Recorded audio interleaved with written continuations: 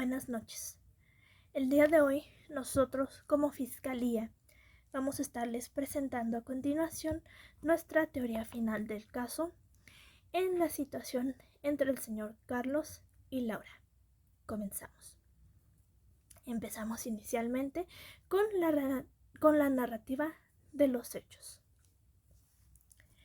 Laura Lisset Sánchez Zamora, una destacada empleada en una empresa del sector financiero, ha dedicado varios años de servicio ejemplar en su puesto. Durante los últimos meses, su entorno laboral se vio gravemente afectado por las acciones de su supervisor directo, Carlos Uriel Cepeda Martínez. Carlos, aprovechando su posición jerárquica, sometió a Laura a una serie de conductas inapropiadas y degradantes. Estas incluyeron comentarios y chistes de índole sexual, insinuaciones fuera de lugar, solicitudes de favores sexuales y el envío de mensajes y correos electrónicos con contenido explícito. Estas acciones no solo vulneraron la integridad y dignidad de Laura, sino que también crearon un ambiente laboral hostil e insostenible para ella.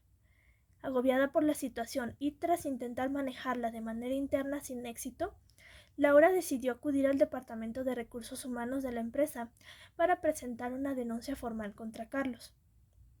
En su denuncia detalló cada uno de los incidentes y aportó evidencias contundentes como captura de pantalla de los mensajes y correos electrónicos recibidos. Ante la gravedad de las acusaciones, la empresa activó sus protocolos internos, llevando a cabo una investigación exhaustiva. Esta incluyó entrevistas con Laura, Carlos y otros empleados que pudieran tener conocimiento de los hechos. Los hallazgos de la investigación interna corroboraron las afirmaciones de Laura, evidenciando así un patrón de comportamiento inapropiado por parte de Carlos. Como resultado, la empresa tomó la decisión de rescindir el contrato laboral de Carlos, buscando así proteger a sus empleados y mantener un ambiente de trabajo respetuoso. No obstante, considerando la magnitud del daño sufrido y la necesidad de que se impartiera justicia, Laura decidió emprender acciones legales adicionales contra Carlos por hostigamiento sexual. Este proceso legal busca no solo sancionar las conductas inapropiadas de Carlos, sino también sentar un precedente que disuada futuras conductas similares en el ámbito laboral. A continuación, procedemos a explicarles la sección de las pruebas que logramos recolectar. Para sustentar la acusación, la Fiscalía presenta en este momento un conjunto de pruebas que respaldan los hechos anteriormente descritos. Primero tenemos lo que es nuestra evidencia documental, lo cual son las capturas de pantallas de mensajes y correos electrónicos. Estos documentos muestran claramente el contenido inapropiado enviado por Carlos a Laura, evidenciando un patrón de hostigamiento constante. En segunda instancia tenemos los testimonios de los testigos, los cuales detallaremos a continuación. Primero tenemos a la señorita Amalia Lucero Cantú Soto, quien es compañera de trabajo. Ella entregó lo que son correos electrónicos o mensajes que la señorita Lucero recibió o vio y que la señorita Laura le pudo compartir como prueba del hostigamiento. Y también brindó su testimonio sobre comentarios de Carlos hacia Laura en reuniones o conversaciones privadas, evidenciando la conducta reiterada del acusado. Luego procedemos con el señor Cristian Gonzalo Barraza Delgado, quien es también un compañero de trabajo. Él nos aportó su testimonio sobre los patrones de conducta de Carlos, detallando su trato con Laura y con otras empleadas. También nos dio información sobre la cultura laboral, explicando cómo el comportamiento de Carlos era percibido en la empresa y si había antecedentes de quejas informales. Y como prueba física aportó grabaciones o registros internos que corroboran la presencia de Carlos en situaciones comprometedoras. Luego pudimos hablar con el señor Miguel Gabriel Pérez Villanueva, quien también es un compañero. Él hizo observaciones directas sobre la actitud de Laura y Carlos en espacios comunes como cafetería, pasillos, etc., confirmando así interacciones incómodas que sucedieron en el pasado.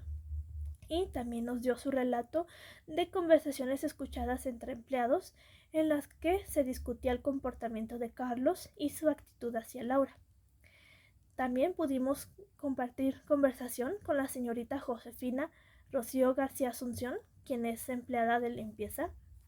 Ella aportó lo que es su registro de sus horarios de limpieza y ubicación dentro de la empresa, que así confirma su presencia en momentos claves en los que observó interacciones entre Laura y Carlos. También dio su relato de conversaciones entre empleados que vio en las áreas comunes, donde escuchó comentarios sobre la incomodidad de Laura y el comportamiento constante de Carlos. También brindó una descripción detallada de la actitud de Laura tras cada encuentro con Carlos, evidenciando así signos de estrés, incomodidad y evitación. Y también brindó su declaración sobre comentarios despectivos o de minimización que Carlos realizó después de la denuncia, reflejando su falta de arrepentimiento y su intento de desacreditar la acusación. En penúltima instancia pudimos hablar con Rebeca Angelina Cervantes Castillo, que es la encargada de recursos humanos. Ella nos brindó evidencia tangible de correos electrónicos y capturas de pantalla entregada por Laura como evidencia del hostigamiento. También nos dio su registro de la denuncia interna presentada por la víctima y el proceso que siguió la empresa tras recibirla, y nos dio notas o documentos de la investigación interna, incluyendo entrevistas realizadas y las conclusiones finales. Y por último, pudimos platicar con el señor Alberto Dionisio Suárez Esparza, quien es el presidente de la compañía, el cual también nos brindó registros internos de la empresa sobre medidas tomadas contra Carlos tras la denuncia, correos internos o comunicados oficiales de la empresa sobre el caso, demostrando así la respuesta institucional del incidente, y registros internos de la empresa, que fueron documentos de la investigación como actas de entrevistas, conclusiones y recomendaciones derivadas del proceso investigativo que llevó recursos humanos. Por último, presentamos también los argumentos legales que soportan nuestra causa. La conducta de Carlos Uriel Cepeda Martínez se enmarca en las disposiciones legales que protegen a los empleados contra el hostigamiento sexual en el ámbito laboral. Los argumentos legales que sustentan la posición de nosotros son los siguientes. Tenemos como primero al Código Penal Federal en su numeral 259 bis, que establece que comete el delito de hostigamiento sexual quien, con fines lascivos, asedie reiteradamente a una persona de cualquier sexo, valiéndose de su posición jerárquica derivada de sus relaciones laborales. En este caso, Carlos, aprovechando su posición de supervisor, asedió a Laura con comentarios y propuestas de índole sexual, cumpliendo con los elementos constitutivos del delito. Luego tenemos lo que es la Ley General de Acceso de las Mujeres a una Vida Libre de Violencia en sus numerales 10 y 13, en el primero definiéndonos la violencia laboral y docente como aquellas acciones que dañan la autoestima, salud, integridad, libertad y seguridad de las mujeres, impidiendo su desarrollo y atentan contra la igualdad. Las acciones de Carlos generaron un ambiente hostil que afectó la integridad y bienestar de Laura. Y en el numeral 13 nos indica que se obliga a las instituciones a implementar medidas que prevengan, atiendan y sancionen la violencia contra las mujeres. La empresa, al conocer los hechos, actuó conforme a la ley al investigar y sancionar al responsable.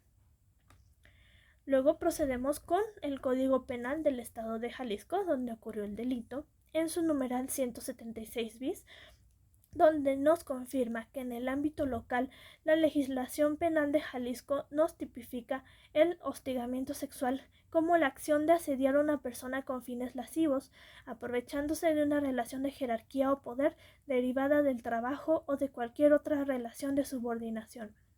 La ley establece una pena de 2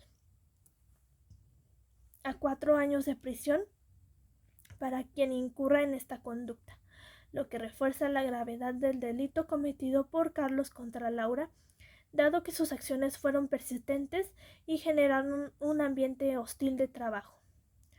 Y tenemos la Ley Federal del Trabajo en su numeral 3 bis, el cual nos explica que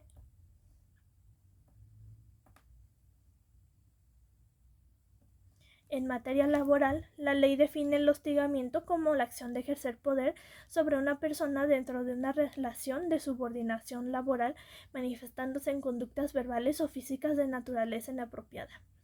En este caso, Carlos abusó de su posición de autoridad para hacerle insinuaciones a Laura, enviándole mensajes que excedían los límites de una relación laboral profesional.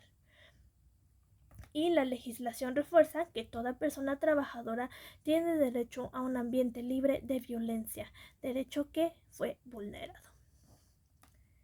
Como conclusión final, debido a lo que hemos expuesto a lo largo de esta audiencia, ha demostrado sin lugar a dudas que el acusado Carlos Uriel Cepeda Martínez incurrió en hostigamiento sexual en contra de Laura Lisset Sánchez Zamora, utilizando su posición de poder para someterla a situaciones incómodas y degradantes, lo cual afectó no solo su bienestar emocional, sino también su desarrollo profesional. Las pruebas documentales, los testimonios consistentes y la investigación interna de la empresa corroboran plenamente la denuncia de la víctima. Se ha establecido que Carlos realizó comentarios inapropiados, envió mensajes con insinuaciones de carácter sexual y ejerció una presión indebida sobre Laura, cumpliendo así con los elementos del delito tipificado en el artículo 259 bis del Código Penal Federal. Asimismo, se ha demostrado que Laura presentó pruebas contundentes desde el inicio, mismas que fueron analizadas tanto en la investigación interna de la empresa como en la presente causa penal. Los testigos han confirmado que el acusado tenía un patrón de comportamiento reiterado y que su conducta generó un ambiente hostil en el entorno laboral. Este caso no solo es relevante por el daño individual sufrido por la víctima, sino porque envía un mensaje claro de que el hostigamiento sexual en el trabajo no puede ser tolerado, ni minimizado, ni justificado bajo ninguna circunstancia.